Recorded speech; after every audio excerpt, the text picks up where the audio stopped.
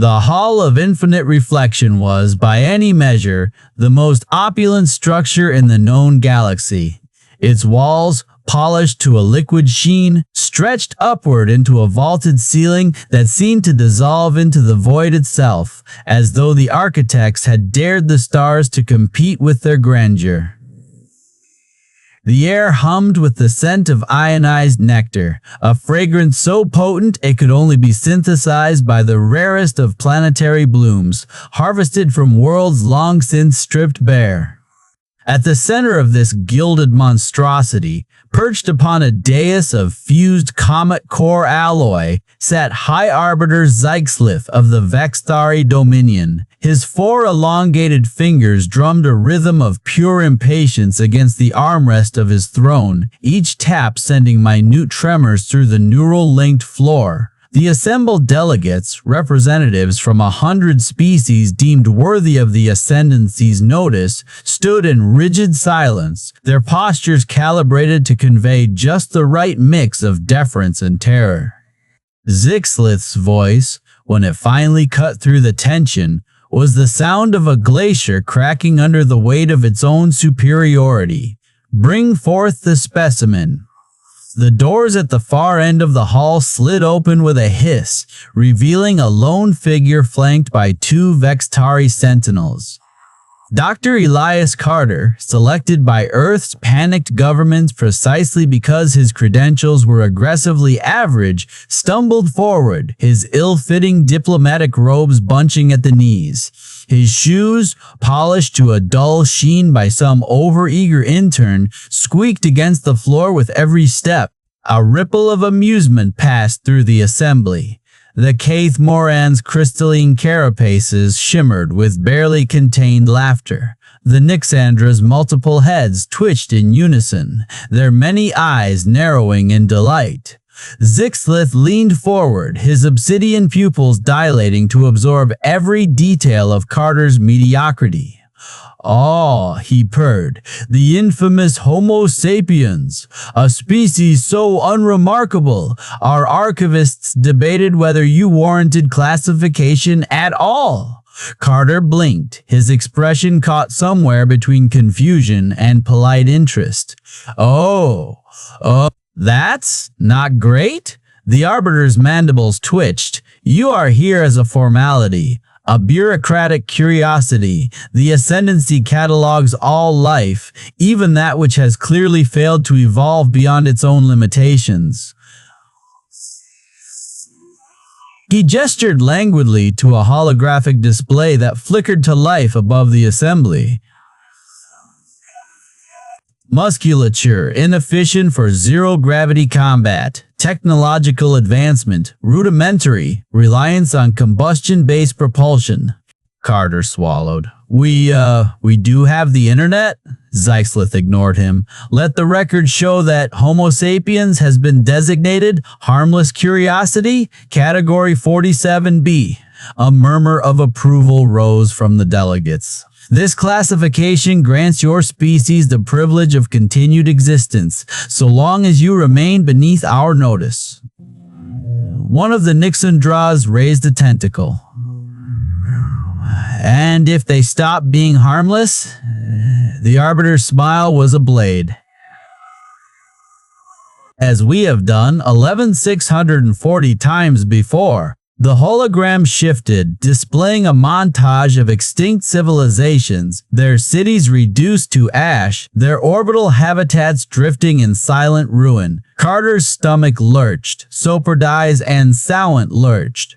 Zyxlith rose from his throne, his robes cascading like liquid shadow. "You may return to your planet," he said, the word dripping with disdain. "Consider this your sole contribution to the galaxy, a lesson in humility for any species arrogant enough to believe they matter."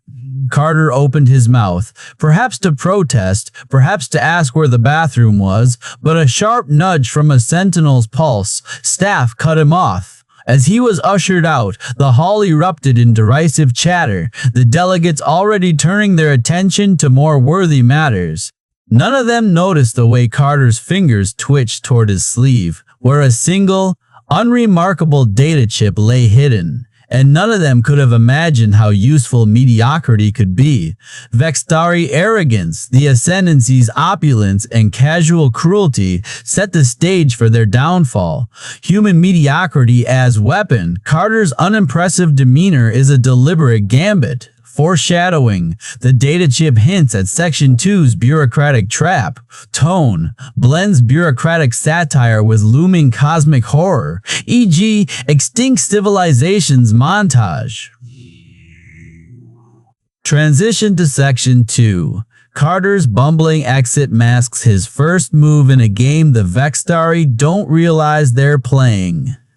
The Grand Hall of the Vexthari Ascendancy was a monument to precision, every archway measured to the atomic level, every floating hologram projecting data in flawless rhythmic pulses. It was the kind of place where a single misstep could trigger 1,000 judgmental stares, which was precisely why Dr. Elias Carter, Earth's most aggressively average diplomat, had been sent here. He stumbled over the hem of his ill-fitting ceremonial robe, human-tailored but still slightly too long, and sent a cascade of scalding Terran coffee across the iridescent floor.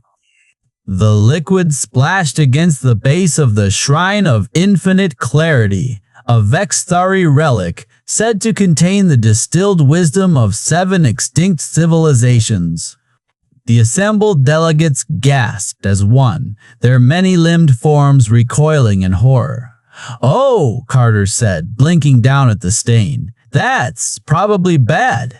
High Arbiter Zyxlith's 4 eyes narrowed into slits, his mandibles twitching in what might have been amusement or barely contained rage. "Fascinating," he hissed, the word dripping with condescension. The primate attempts diplomacy. Carter offered a sheepish grin, scratching at his stubble, another human trait the Vexthari found baffling. "Yeah, sorry about that.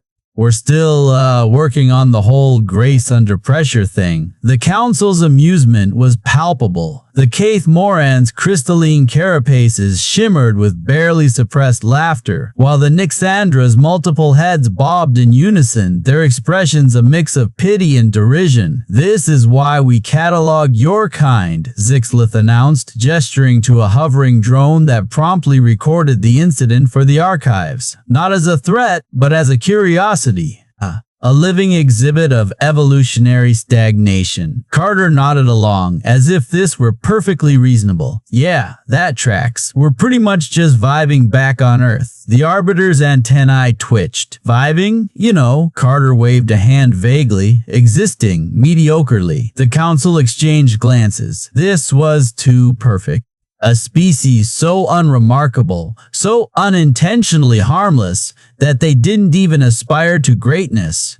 By unanimous decree, Zyxlith intoned, "The planet designated Earth shall henceforth be classified as a harmless curiosity, exempt from standard resource reallocation protocols." A junior scribe, a spindly Vexthari functionary with an overeager holopad, piped up.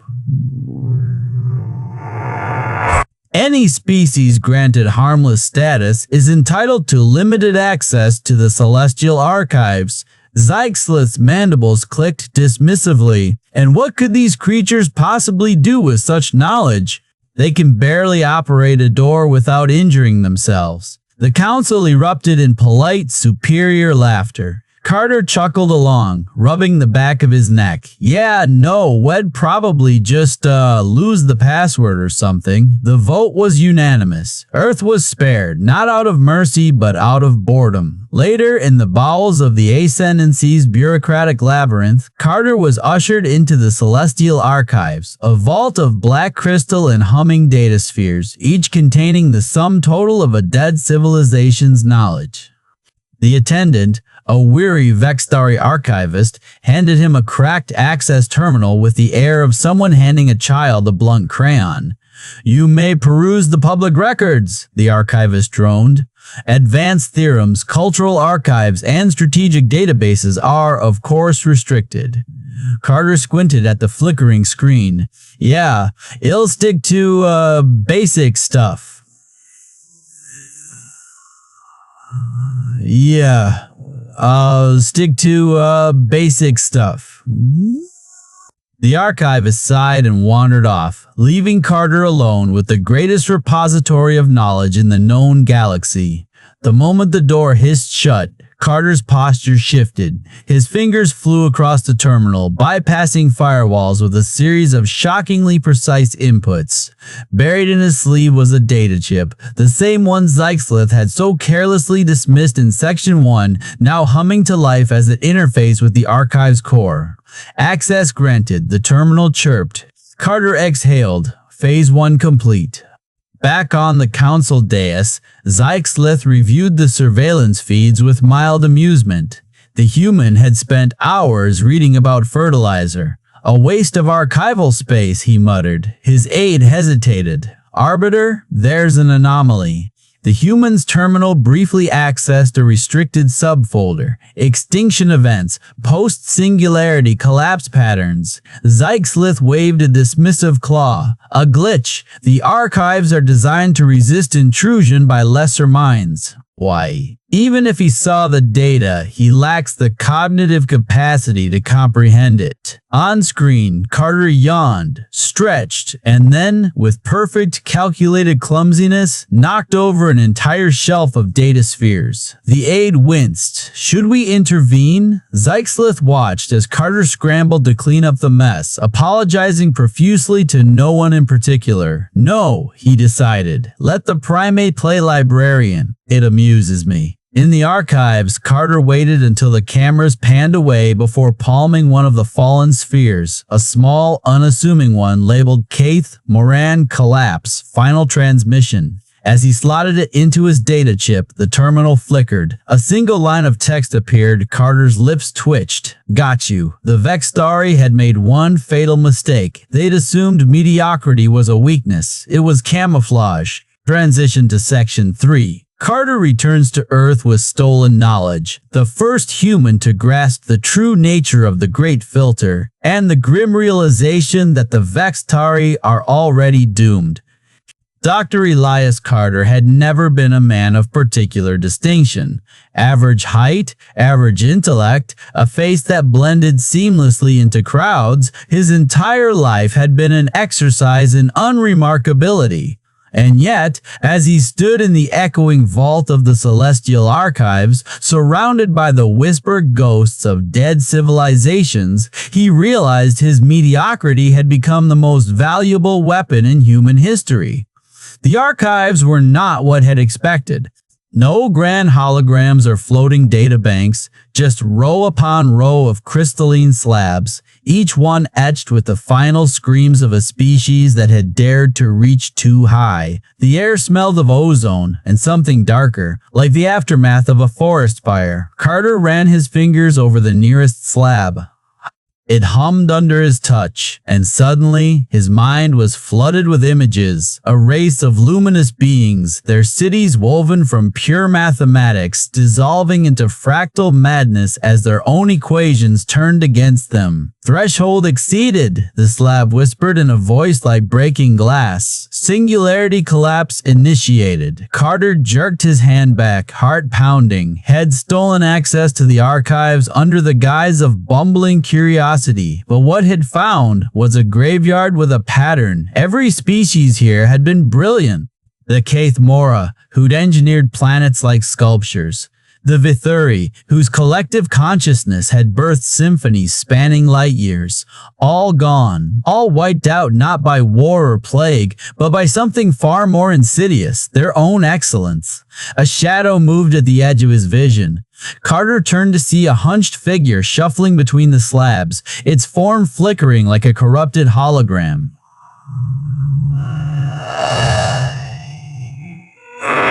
It was one of the archivists, the last remnants of a species the Vexthari had labeled extinct, cause over-optimization. Its voice crackled like static. You are Terran, the archivists. Many jointed fingers twitched. We observed your species, your inefficiencies, your irrationalities. You build bridges that collapse. You argue over imaginary borders. You consume toxins for pleasure. It let out a sound that might have been a laugh. The filter does not see you, Carter's breath caught. The filter? The archivist gestured to the slabs. The great filter is not a barrier. It is a predator. It waits for civilizations to grow sleek, proud, efficient. Then it strikes. The Vexthari are already in its jaws. Their perfect cities, their flawless logic. Bait. A cold certainty settled in Carter's gut. Bait. A cold certainty settled in Carter's gut. The Vexthari had spent millennia pruning the galaxy of inferior species, never realizing they were grooming themselves for slaughter. And humanity, clumsy, forgetful, gloriously imperfect humanity, had slipped through the cracks. He needed proof. Dashing to the central terminal, Carter pulled up the Vexthari's own records. Their diagnostics glowed a damning red. "They're already dying," Carter muttered. The signs were there, buried beneath layers of arrogant dismissal. The Vexthari's quantum relays had begun spitting out nonsense. Their genetically tailored crops were failing. Even their High Council speeches had started to contain inconsistencies. The archivist wheezed. "You understand? Good. Now run, little Terran, before the filter learns to see you." Carter didn't need telling twice. He fled the archives, his mind racing. The Vexthari would never believe him. Their superiority was too deeply ingrained. But Earth? Earth could use this. As his shuttle hurtled back toward the blue-green speck of home, Carter began drafting a message in his head. It wasn't a plea for help. It wasn't a warning. It was a doctrine. Something was wrong. His thoughts, usually as precise as diamond-cut circuitry, felt frayed. A subordinate approached, its 4 eyes blinking out of sync. Exalted. "1. The human delegate's ship has departed. Shall we intercept?" Zyxlith waved a dismissive hand. "Let the primitive scurry home. His species is no more consequential than dust." The subordinate hesitated, but the archives are irrelevant. Aldeshore, one in is, and... The celestial libraries contain only the failures of the universe. Zyxlith turned to gaze at the glittering spires of his capital. "We are not failures." Above him, unnoticed, a single spire cracked, just a hairline fracture. But cracks, as humanity had learned through millennia of shoddy engineering, have a way of spreading. The return shuttle to Earth smelled of stale coffee and recycled regret. Dr. Elias Carter slumped in his seat, fingers drumming against the Celestial Archives data core, a small, unassuming cube that now held the gravest secrets of the universe. His reflection in the viewport showed a man who looked exactly like what the Vexthari thought he was, average. Soft jawline, forgettable brown eyes, the kind of face that blended into crowds. Perfect. "They're going to die," he muttered to the empty cabin, "and we have to make sure we don't look like we're next." The chamber was a circus of controlled panic. Diplomats from every nation leaned over holographic displays, their voices overlapping in a dozen languages. Carter stood at the podium, the archive's projections flickering behind him, a galaxy's worth of obituaries. Every civilization that reached a certain threshold of coherence, of perfection, was wiped out, Carter said, zooming in on the Vexthari's own stellar neighborhood. A red pulse marked systems where advanced species had vanished. The Great Filter isn't a wall, it's a trap, and the Vexthari are walking right into it. A Russian delegate snorted. "So we just stay stupid?" "Not stupid," corrected Dr. Lena Park, head of the newly formed Office of Strategic Forgetting. She adjusted her glasses, the lenses deliberately smudged for authenticity. "Mediocre, unthreatening. We need to fail spectacularly enough that the filter ignores us." The room erupted. Arguments about suppressed technologies, staged scientific regressions, the ethics of deliberate incompetence. Then, the Brazilian representative, a woman with a penchant for bluntness, silenced them all. "We already have flat earthers. How hard can this be?" The first act was a masterpiece of farce, a live-stream debate between Nobel laureates and a man in a tinfoil hat about whether gravity was a government conspiracy. The footage leaked to Vexthari monitoring stations within hours. On the crystalline observation decks of Vexthari, High Arbiter Zyxlith watched with amused disgust. They're debating physics? Like it's some opinion? His 4 eyes narrowed as a human scientist accidentally set his own pants on fire during a fusion reactor demo. Pathetic. His aide, a junior analyst named Vexlun, hesitated. Their inefficiency is statistically improbable. Should we? No. Zyxlith waved a dismissive hand. Let them wallow. They amuse me. Above them, another spire cracked. Carter stared at the whiteboard labeled Operation Dumb Luck. It was covered in red X's over breakthroughs they'd sabotaged, room temperature superconductors lost, in a bureaucratic snafu, a cure for cancer buried under fake scandal, AI research diverted to making cat memes. We're going to hell for this, muttered a German engineer as he deliberately miswired a quantum computer. Park smirked. Hell's full of smart people. We're aiming for purgatory at best. Then the alarms blared. The Vexthari feed on the main screen flickered, their perfect cities, their gleaming tech, and for a split second the image glitched. A shadow moved where shadows shouldn't exist. It's starting, Carter whispered. Zyxlith's morning began with his personal AI screaming. Not malfunctioning, screaming.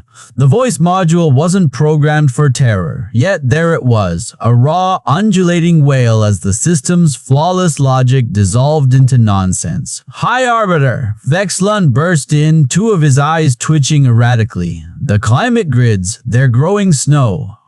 On the equatorial platforms, Zyxlith's hands clenched. Impossible. Their systems were perfect. He stormed to the balcony and froze. The sky was wrong. Not a storm, not an attack. The atmosphere itself seemed to misalign, like reality had forgotten how to Vexthari. In the distance, a spire that had stood for millennia simply unfolded, its geometry unraveling into impossible shapes before collapsing into dust.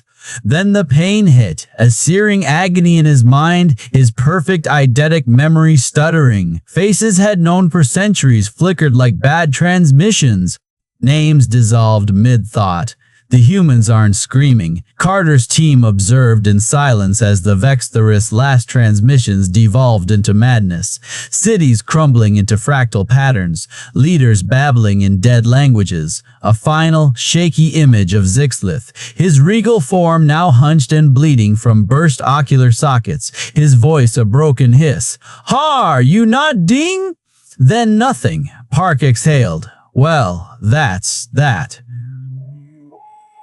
The Vexthari Empire died laughing. It started in the Hall of Infinite Reflection, where the High Council's laughter, normally a synchronized melodic hum of superiority, twisted into something wet and jagged. Counselor Vexlora's fourth mouth, a vestigial organ kept for ceremonial ornamentation, split open like overripe fruit, spitting teeth in a parabolic arc across the polished onyx floor. The others didn't notice. They were too busy clawing at their own faces as their flawless memories unraveled. Neurons misfiring in perfect unison, recalling every insult, every oversight, every microscopic failure they'd spent millennia burying under layers of genetic perfection. On Earth, Dr. Elias Carter watched the live feed from the Celestial Archives, his fingers steepled under his chin. The coffee in his mug had gone cold 3 hours ago. Next to him, Lieutenant Park, from the Office of Strategic Forgetting, chewed her thumbnail raw. Jesus, she muttered as the feed flickered, showing the Vexthari homeworld skyline. The crystalline spires weren't crumbling, they were unspooling, their atomic structures rewriting themselves into nonsense shapes, Möbius strips, Klein bottles, a grotesque parody of a human hand giving the middle finger. It's the filter, Carter said, voice hollow. It thinks their civilization is too coherent. The Vexthari called it the Singularity Collapse, their ultimate failsafe, a swarm of self-replicating nanites designed to dismantle rival civilizations at the molecular level. They'd found it orbiting a dead world, reverse-engineered it, and, in their infinite arrogance, assumed it was a tool. They were wrong. It was a trap. The nanites didn't attack. They evaluated. They measured a species' collective ambition, their unity, their potential, and if those metrics crossed a certain threshold, on the agricultural world of Vexthari 7, bioengineered wheat fields mutated mid-harvest, stalks twisted into spirals, their grains swelling into bulbous, pulsating sacs that burst to release a mist smelling of burnt cinnamon and regret. The farmers inhaled it. Within minutes, their exoskeletons softened like wet clay, their organs rearranging into fractal patterns. One worker, her chitinous plates sloughing off in sheets, managed to tap out a distress call before her fingers fused into a single, starburst-shaped appendage. The message ended there. The Vexthari fleet's quantum comms array was the pride of the Ascendancy, a network so precise it could transmit thoughts across light years without latency. Now it screamed. Admiral Crick's final order was a masterpiece of military efficiency. All vessels initiate Protocol Omega. Purge contaminated systems. Sterilize the. Then his perfect eidetic memory failed him. He forgot language, forgot breathing. The last thing he saw was his own reflection in the viewport, his once gleaming carapace now pockmarked with holes, each one a perfect, smiling human mouth. Park wiped sweat from her brow. So, just to be clear, the more advanced they are, the faster this thing eats them? Carter nodded, eyes still glued to the feed. The Vexthari's capital city was now a kaleidoscope of impossible geometry, buildings folding into themselves like origami in zero gravity. It's not just technology, it's collective purpose. The filter sees a species working together too well, thinking too big, and he mimed an explosion with his hands. Park snorted, and here we are. Can't even agree on pizza toppings. A flicker on the screen. The feed stabilized just long enough to show High Arbiter Zyxlith, his once majestic form reduced to a twitching, half-melted husk. His remaining eye locked onto the camera, pupils dilating in dawning horror. "How? Are you not dying?" he shrieked, voice raw with betrayal. Carter leaned forward, his reflection superimposed over Zyxlith's crumbling face. "Because," he whispered, "we're just good enough to survive." Park burst out laughing. Outside, the sun rose on an Earth that was, by every galactic standard, gloriously, beautifully average, and very, very alive. The first refugees arrived in rusted escape pods, their hulls scorched by the dying screams of 1,000 Vexthari worlds. They landed in cornfields and parking lots, their once pristine exoskeletons cracked, their many eyes wide with something the galaxy had not seen in millennia: humility. Dr. Elias Carter stood on the observation deck of the newly christened Galactic Mediocrity Preservation Society headquarters, a repurposed Walmart in Nebraska, and watched as a trio of Keith Moran scholars shuffled through the automatic doors. Their crystalline limbs, once capable of manipulating quantum strings, now trembled as they clutched paper cups of lukewarm coffee. "Welcome," Carter said, suppressing a grin as one of them flinched at the sound of a soda machine hissing in the break room. "Turns out being unremarkable has its perks. But in this," he gestured to the flickering fluorescent lights, the vending machine stocked with off-brand snacks. Carter shrugged. "Best defense is a good offense of being too boring to kill." By the end of the first year, Earth had become a sanctuary for the galaxy's survivors, those who had, by luck or descent, avoided the filter's wrath. The Vexthari's downfall had been absolute, their hyper-efficient societies collapsing into fractal madness, their perfect minds unraveling like overclocked processors. The filter, it seemed, feasted on ambition. In a former IKEA warehouse now dubbed the Hall of Mild Achievements, Carter addressed a crowd of alien refugees and human bureaucrats. Behind him, a hologram displayed the principle of strategic imperfection, a manifesto scribbled on a napkin during a particularly uninspiring UN lunch. Rule 1. Never solve a problem too well. Rule 2. Leave room for error. Glorious, glorious error. Rule 3. If you must innovate, do it sloppily. A Nyxandran philosopher, their foreheads bobbing in disagreement, hissed, "This is insanity." "Progress is the foundation of civilization," Carter nodded. "And that's why your civilization is currently a stain on the filter's shoe." He tapped the hologram, pulling up footage of the Vexthari's last moments, their gleaming cities crumbling as their own nanotechnology turned against them. "The filter doesn't just kill advanced species, it erases them. But us, we're the cockroaches of the cosmos, too dumb to die." The movement spread. On Mars, a colony of former Vexthari engineers took up controlled incompetence, deliberately misaligning their reactors just enough to keep efficiency ratings safely mediocre. In the asteroid belts, smugglers who once traded in forbidden tech now specialized in adequacy smuggling, leaking almost useful blueprints with critical flaws baked in. Even Earth's pop culture adapted. The biggest hit of the decade was The Ballad of the Bee Student, a song celebrating the virtues of trying, but not too hard. Then came the Pilgrims.